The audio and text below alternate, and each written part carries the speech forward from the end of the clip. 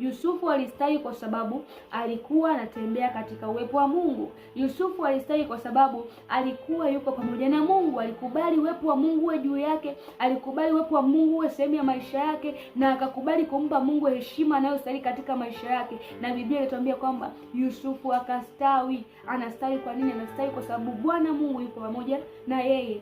Bwana Yesu asifiwe sana. Kwa na wewe huhitaji kwenda sehemu yote ili uweze kufanikiwa. Huhitaji kugombana na watu ili uweze kufanikiwa. Huhitaji kuua ndugu zako kwa kwenda kwa waganga, kwa kujiunga na makundi ambayo ni ya giza. Lakini unahitaji kutembea katika uwepo wa Mungu na kusimama katika mapenzi ya Mungu ili uweze kufanikiwa. Angalia Yusufu, kipindi na anauzwa kama mtumwa, hakuwa na kitu chochote.